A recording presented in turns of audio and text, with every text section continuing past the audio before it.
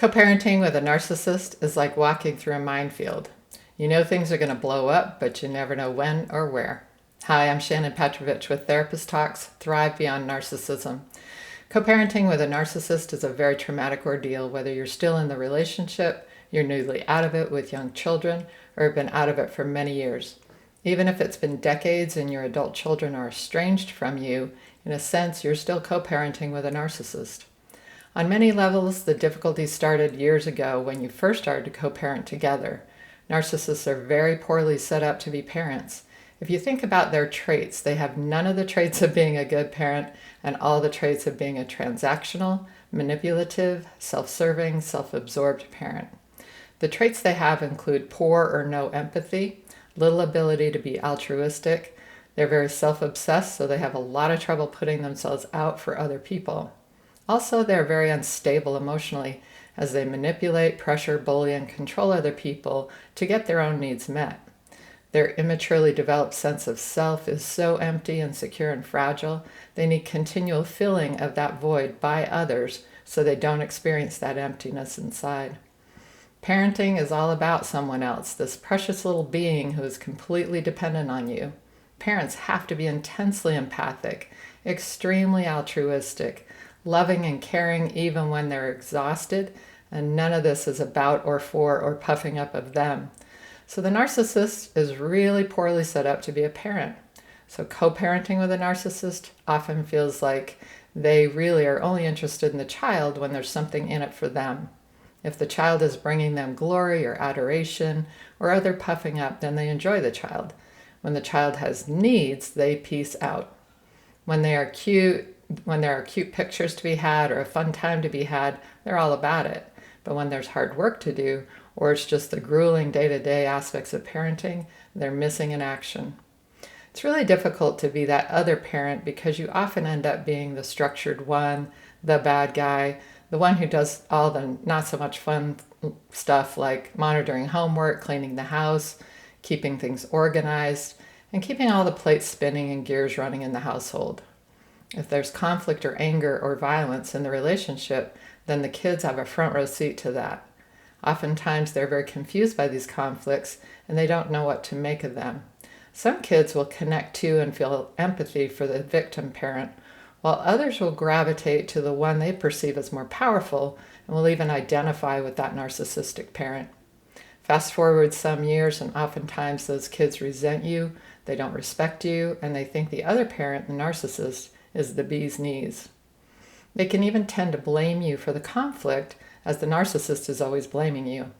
The narcissist manipulations are often successful in making you look like you're overreactive, too sensitive, or you're the crazy one.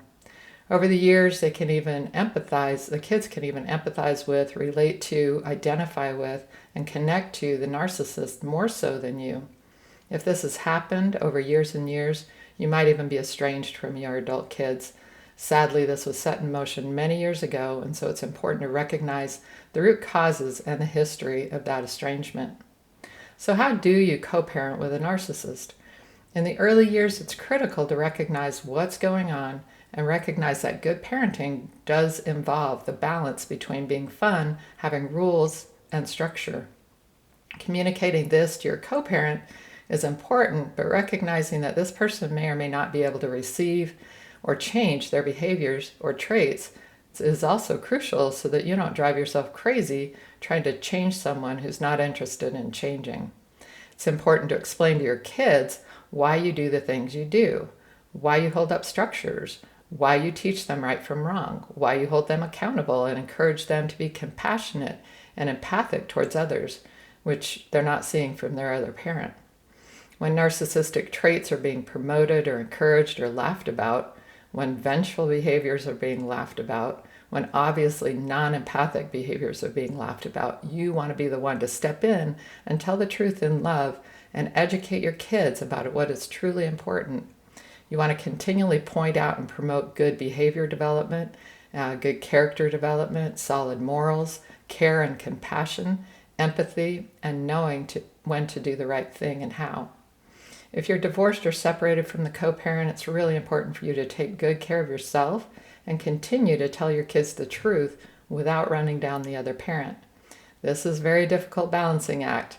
Have compassion on yourself, but don't let the temptation to angrily tear down the other parent get the best of you.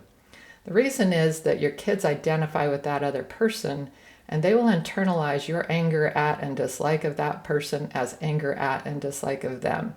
I know it sounds twisted, but that's what I've seen over the many years of being a therapist.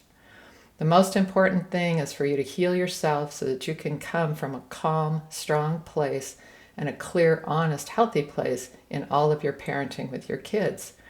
You need this strength in order to emotionally disconnect from the games the narcissist is playing behind the scenes.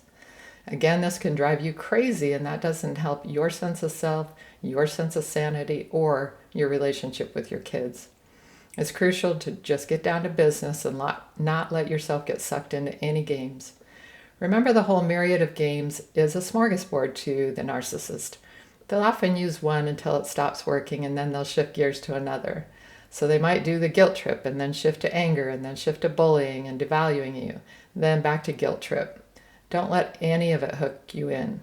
Step back emotionally from all of it and just watch the circus go by.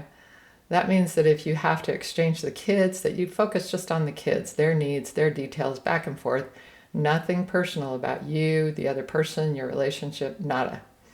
A lot of people talk about the gray rock method, but I call this the journalist method. What that means is that you go in, stay focused, get the job done. Don't be rattled by any of the mortar shells exploding here, there, and everywhere.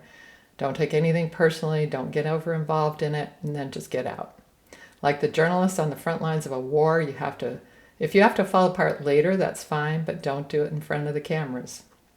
If you're estranged from your kids, because this has been going on for years and years, the most important thing to recognize is that you can't heal the relationship until you heal yourself. Your sense of self, your sense of your life, your ability to function in your life, and your care for your own self is on display with your kids. If you respect yourself, you are more likely to get respect from them. If they've experienced you as everyone's doormat over the years, you have some work to do to change that. This can be very challenging to balance as you are trying to get along in order to have a relationship with them and maybe your grandchildren, but it's really crucial that you take care of yourself first. Rebuild your sense of self, your internal self-care, your self-knowledge and strengths, so that you can then stand up for yourself in all areas of your life, including with your kids. From there, you will have rebuilt the foundation to communicate in calm, assertive ways, create and maintain healthy boundaries so that you can be with your kids without being emotionally charged or triggered or falling into old patterns. Those patterns tend to recreate themselves between you and your kids, and they can be as toxic as the narcissist was. It's crucial that you step away from that role and those old patterns and create new patterns that are healthy, direct, honest, and assertive. If your son or daughter has developed a lot of narcissistic traits, you may need to use the journalist method with them as well. That means you can be present, but also emotionally distant enough to take care of yourself. It means that you stay internally okay while taking care of business and not sharing anything personal or letting yourself be manipulated into giving them ammunition for later. So that's it in a nutshell. Co-parenting with a narcissist is extremely difficult, so please have compassion on yourself. Like and subscribe to this channel as I continue to share things to help you thrive beyond narcissism. Also, if you're interested in private coaching, you can check out my new healfromtoxicrelationships.com/info. Take good care of yourselves, and I'll talk to you again soon.